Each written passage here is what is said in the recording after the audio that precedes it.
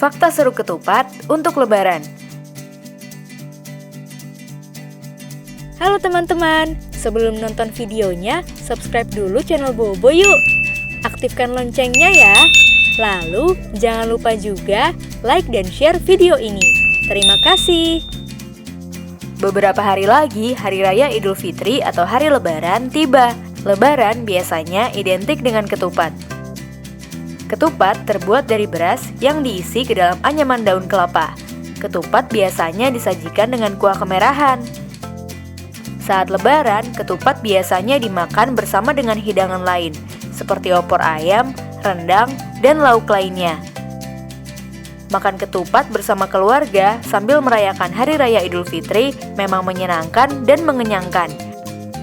Tapi sebelum kita makan ketupat, cari tahu dulu yuk tentang fakta-fakta seru ketupat. 1. Asal nama ketupat berkaitan dengan bahasa Austronesia. Menurut ahli sejarah, nama ketupat berkaitan dengan bahasa Austronesia. Dalam bahasa Austronesia, kata epat berarti 4 sudut. Ini sesuai dengan ketupat yang bentuknya persegi dan punya 4 sudut. 2. Makna 4 sudut ketupat. Pada masa penyebaran agama Islam, Sunan Kalijaga memberikan penjelasan tentang makna 4 sudut ketupat, yaitu lebaran, leburan, luberan, dan laburan. Lebaran artinya pintu ampun yang dibuka terhadap kesalahan orang lain. Leburan artinya melebur dosa yang dilalui selama 1 tahun. Luberan artinya memberi sedekah pada orang yang membutuhkan. Sementara laburan artinya menyucikan diri. 3. Sudah ada sebelum masa penyebaran agama Islam di Indonesia. Meski identik dengan Idul Fitri, ternyata ketupat sudah ada sebelum ajaran Islam dibawa ke Indonesia.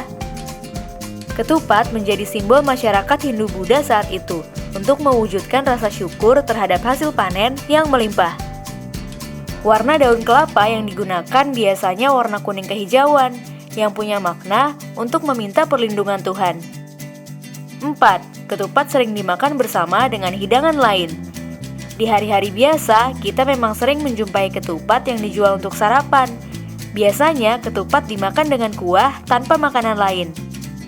Tapi saat Hari Raya Idul Fitri tiba, ketupat sering dimakan bersama dengan hidangan lain. Hidangan-hidangan itu dipengaruhi dari berbagai budaya di luar Indonesia.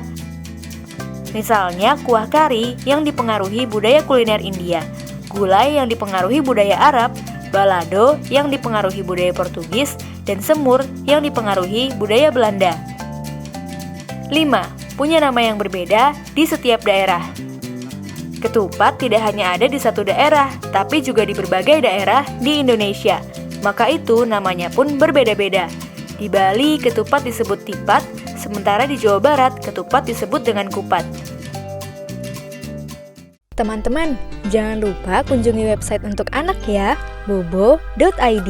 Like, komen, share, dan subscribe juga ke channel Bobo yuk!